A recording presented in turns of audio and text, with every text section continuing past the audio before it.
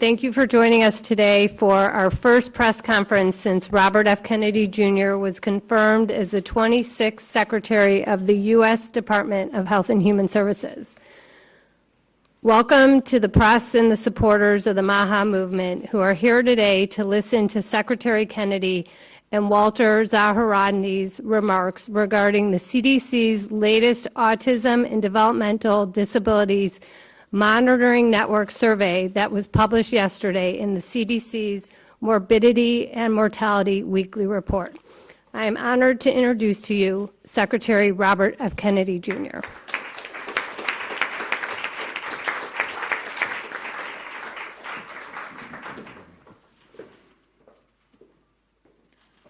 I'm going to go over some of the key numbers from the ADDM report. Overall, the autism is increasing in prevalence at an alarming rate. The study tests 8-year-olds who were born in 2014. And by the way, these studies are 2 years later than they should be. And one of the things that we're going to do as we move this function to the Administration for a Healthy America, to the Chronic Disease Division, the new Chronic Disease Division, is we are going to have updated real-time data so that people can look at this, so Americans can understand what is happening with chronic disease in this country in real time, and not have to wait 2 years to react. We don't wait 2 years to react to a measles epidemic, and we should not, or any kind of infectious disease. We shouldn't have to do that for diabetes or autism. The ASD prevalence rate in 8-year-olds is now 1 in 31. Shocking. There's an extreme risk for boys. Overall, the risk for boys of getting an autism diagnosis in this country is now 1 in 20.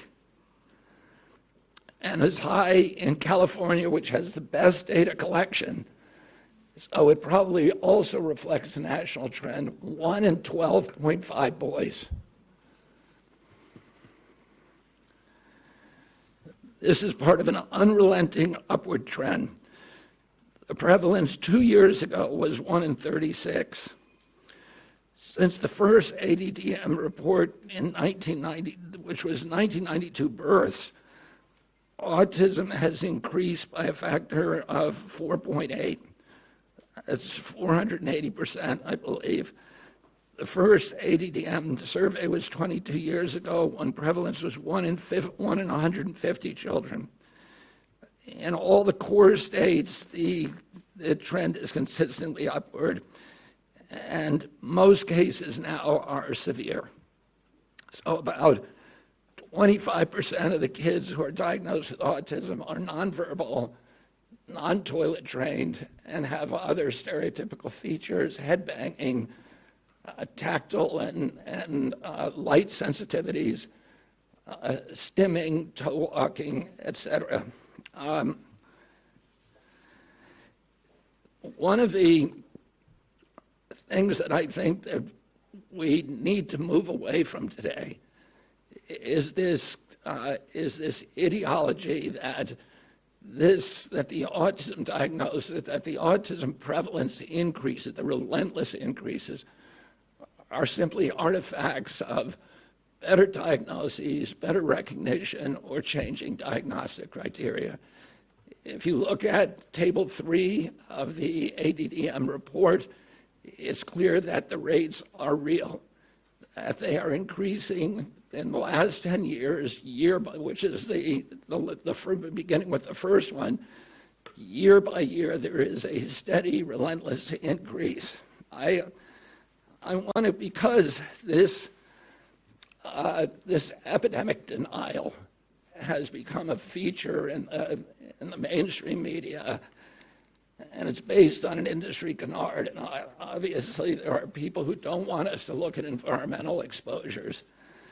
And so I want to just read you some of the little excerpts from some of the older studies. The baseline for autism in this country was established with the largest epidemiological study in history, a study of all 900,000 children in the state of Wisconsin, children under the age of 12. They found 0.7 children had autism in every 10,000. That's less than 1 in 10,000. Today we're at 1 in 31.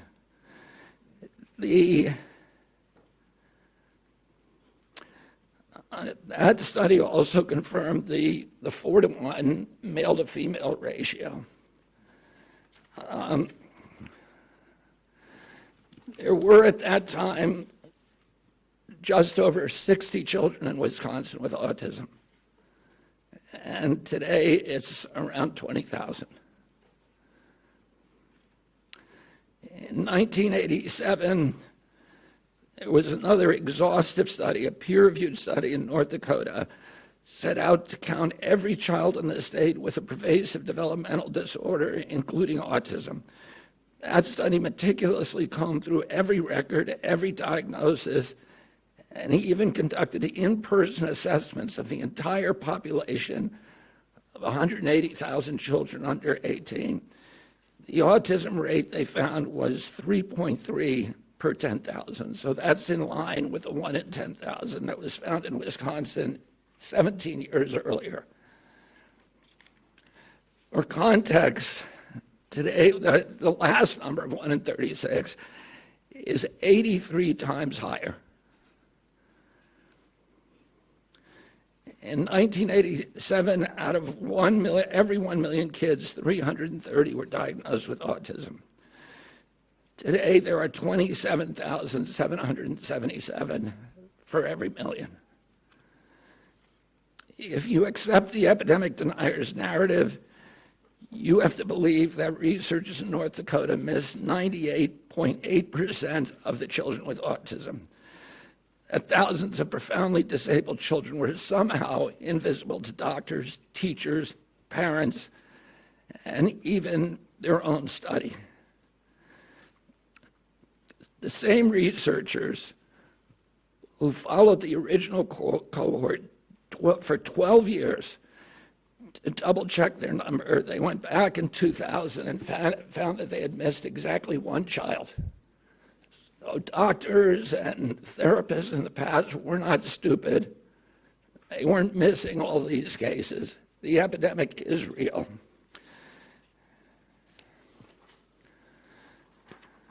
Between 1959 and 1965, researchers from 14 hospitals associated with major universities undertook the National Collaborative Perinatal Project, tracking 30,000 children from birth to age 8. This was no half-baked survey-based analysis. The study conducted 9 separate screenings covering neurology, psychology, speech, language, hearing, and visual function. Every developmental quirk, anomaly, and disorder was logged with painstaking detail. Autism, a condition characterized by profound impairments in social communication and behavior, would have stood out like a neon sign. There were 14 cases. That's 4.7 per 10,000. So we know what the historic numbers are, and we know what the numbers are today. And it's time for everybody to stop attributing this to this ideology of epidemic denial. In 2009, the California State Legislature charged the Mind Institute at UC Davis because this myth was already becoming pervasive, the myth of epidemic denial was already becoming pervasive in the mainstream media. The California legislature directed the Mind Institute at UC Davis to answer the question.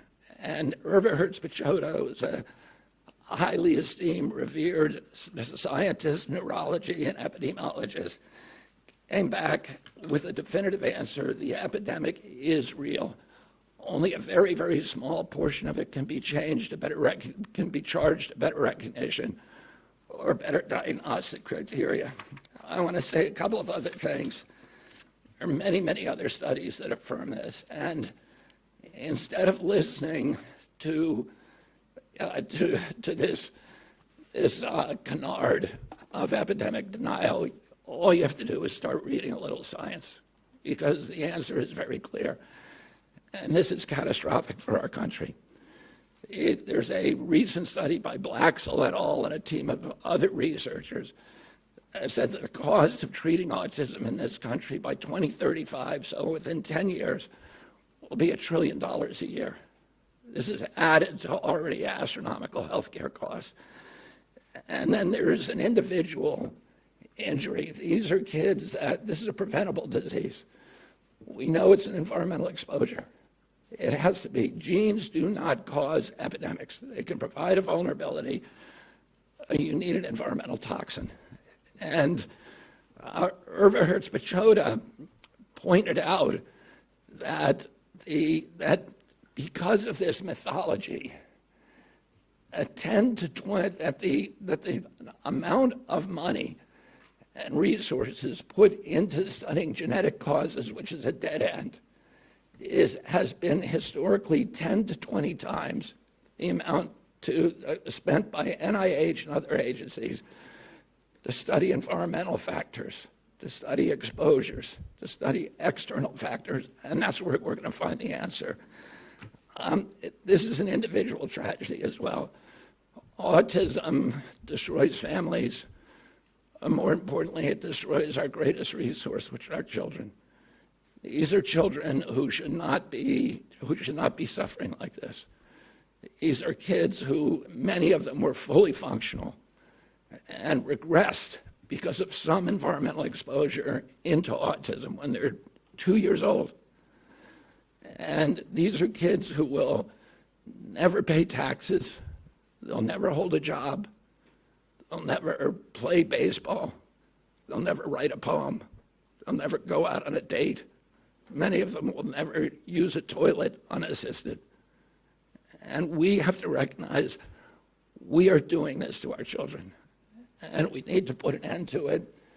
And I think I'm going to have Walter Zaharadny, who is the most senior researcher for this project for ADDM, and who's been doing this for many years, to come up and say a little.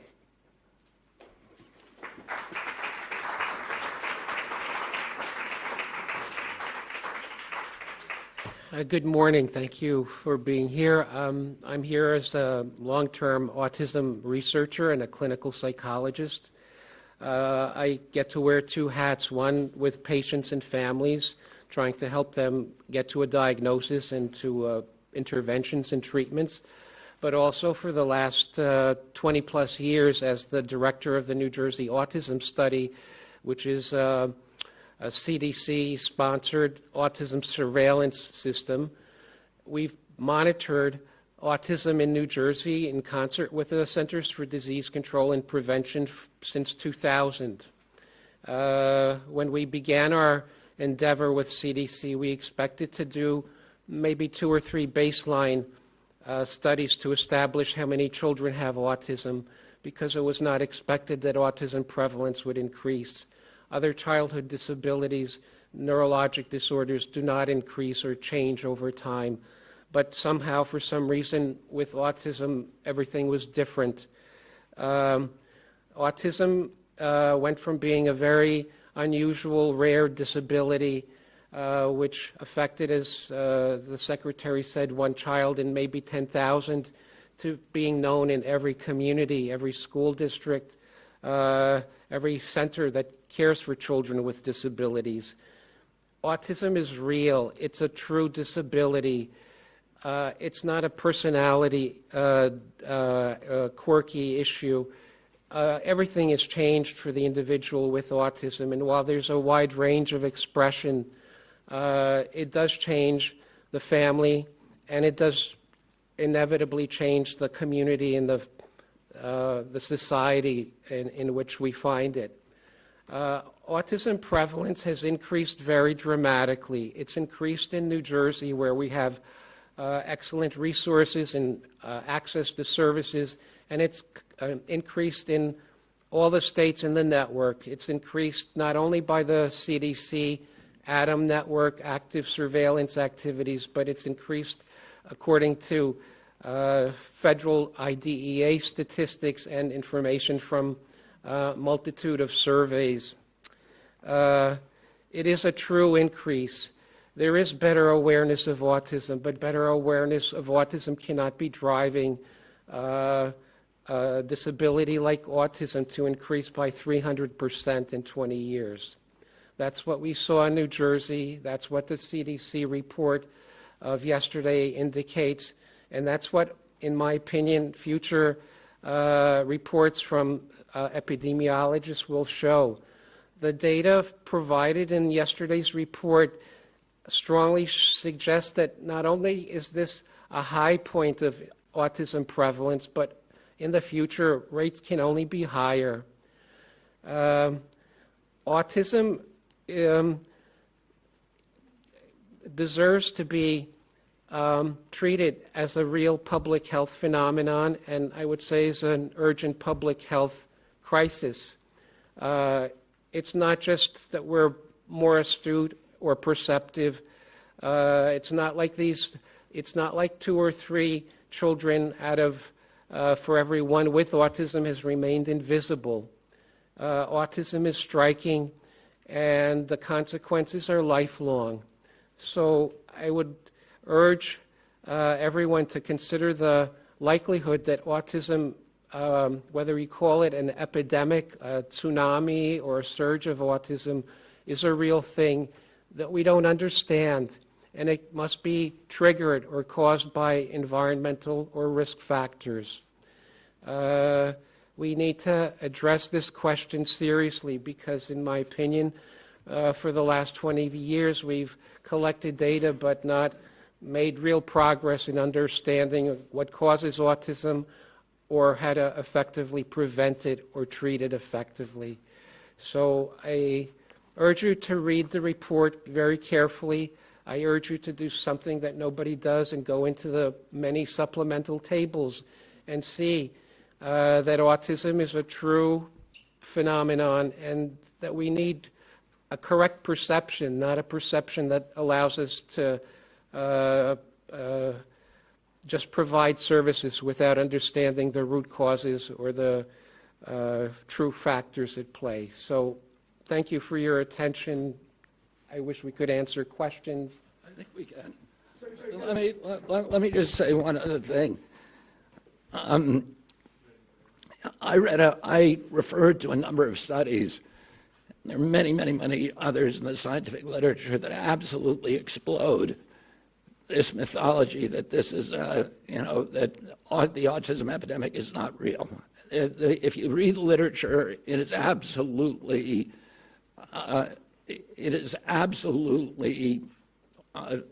indefensible to continue to promote this. But it doesn't take you to read the literature. It just takes a little common sense. If the epidemic is an artifact, a better diagnostic criteria or better recognition, then why are we not seeing it in older people? Why is this only happening in young people? I asked Walter before we came out here, I said, have you ever seen anybody our age? I'm 71 years old with full-blown autism, head-banging, nonverbal, non-toilet trained, stimming, toe walking, these other stereotypical features. Where are these people walking around the mall? You can't find them. They're not in homes. There are no homes for them. There are no institutions for them.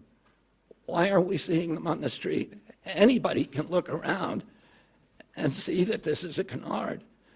And then you have to ask yourself, why is it so pervasive?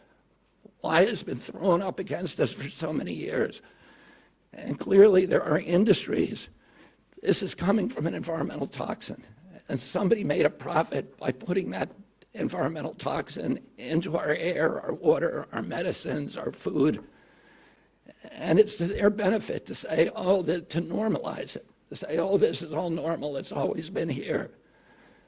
But that's not good for our country, and it's not good for the press to not be more inquisitive, to not be more skeptical.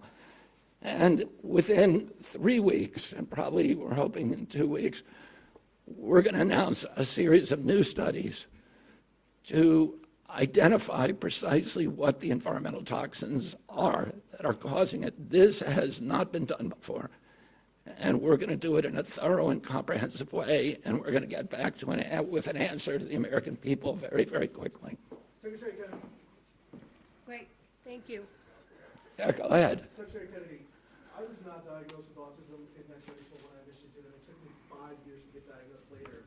You also talk about the fact that the numbers increased with Black and Latino people, but your own study says these findings may indicate that improvements in ASD awareness, identification, and access to services in communities among Black and Latino, Hispanic, and API children have improved.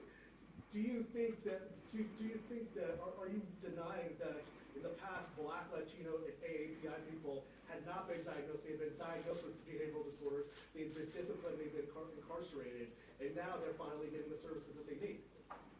Well, yeah, and there are small slivers of the autism epidemic, maybe 10% to 25% according to the studies. Highest studies are around 25%. That can be attributed to better recognition and better diagnosis. That means 85% are still, or 75% to 80% are part of an epidemic, and that's too many. And that is what we need to redress. Walter, do you have something you'd like to add? There's better recognition of autism and better awareness because there are more children with autism, and the professionals have greater reason to learn from what their experience and to diagnose. I wish the contrary was true, but it's not like better awareness pushes something that's not there. Rather, something that's there is being recognized. Can you please say your first and last name and outlet before asking a question? By the way, my name is Eric Garcia, The Independent. Thank you.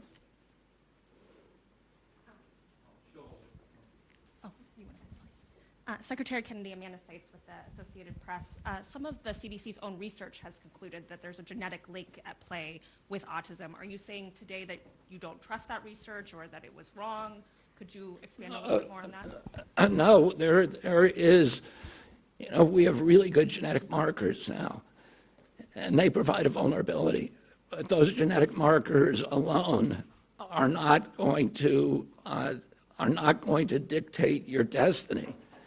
You need an environmental toxin.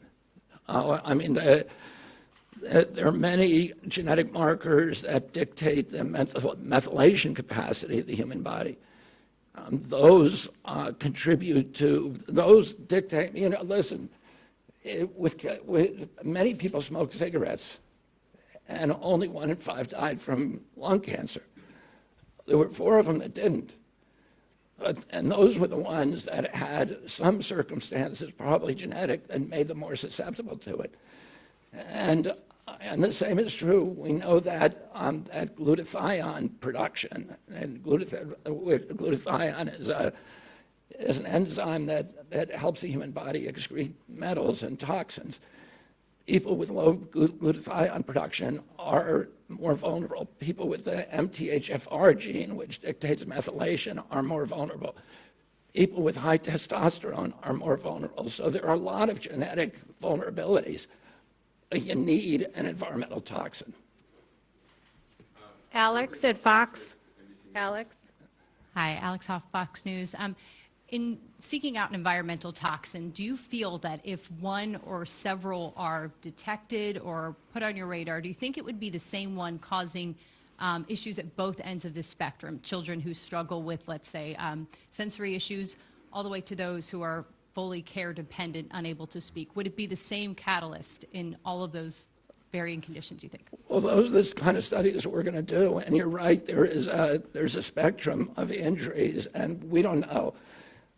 There are studies that, that look at maternal activation so that, something happens in the womb. There are studies that look at other genetic causes. The issue that we know is genes don't cause epidemics. You need an environmental toxin. And we're going to look at all the potential culprits. We're going to look at mold. We're going to look at food additives. We're going to look at pesticides. We're going to look at air and water and medicines. So, we're going to look at ultrasound because there's a timeline that, something happened. In fact, Congress said to EPA, ordered EPA to tell us what year the autism epidemic began. The EPA scientists came back and said it happened in 1989. Oh, you have to find a toxin that became ubiquitous around that time period. And that affected every demographic from Cubans in Key Biscayne to Inuit in Alaska. And that affects boys at a 4-to-1 ratio as girls. There's a limited universe of those, but actually it's quite large. And, Eberhard Spichota was the one who suggested that, one of the things we have to look at is ultrasound. I don't think that that's probably a factor, but it's one of the exposures that became ubiquitous during that period. And we're going to look at all of them agnostically. We're going to find the potential exposures that increased during that time period. And we're going to we're going to see if there is a link to this injury. Thank you. Nathan at Epoch Times. I'm sorry, can I please go? I've been No, waiting. Nathan. Give him his chance. Nathan. Yes, Nathan Worcester with Epoch Times. During that same time period of increasing autism prevalence or diagnoses, there's also been a significant increase in maternal and paternal age. Couldn't that be a significant contributor With what? beyond maternal and paternal age? Yeah, we're going to look at all of that. We're going to look at obesity in the parents. We're going to look at the age of the parents. We're going to look at diabetes in the parents. We're going to look at all of these potential exposures. And because of AI and because of the digitalization of health records and the mass of health records that are now available to us, we can do this much more quickly than has ever been done in the past. Cheyenne.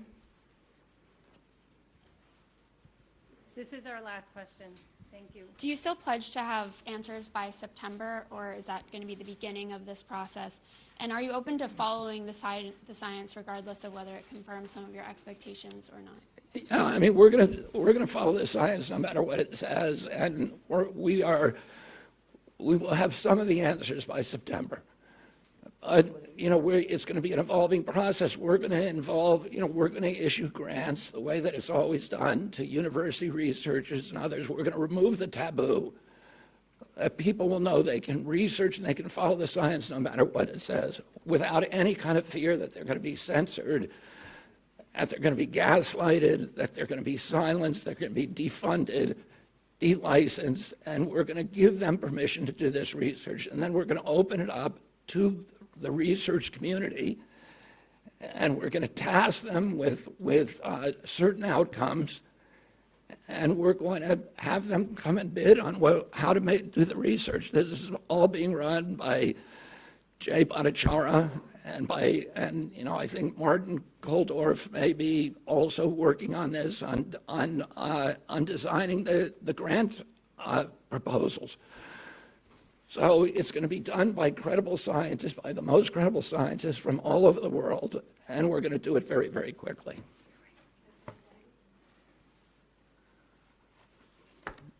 Yeah, one more question. Once you identify... You identify yourself. Oh, sorry. I'm Emma Bevins with Fierce Healthcare. Once you identify which environmental toxins are causing autism, what do you expect the impact to be on the industries that are causing those? You cited industry as something that would cause it. I think we're going to figure out a way to make pressure on them to remove it. And I think also, there will be market forces that also exert pressure on them to remove it. And I want to say that I'm very grateful President Trump because he tasked me on day one of this job with making this a priority of finding out what's causing the autism epidemic, and we are going to do it for him. Thank you all very much.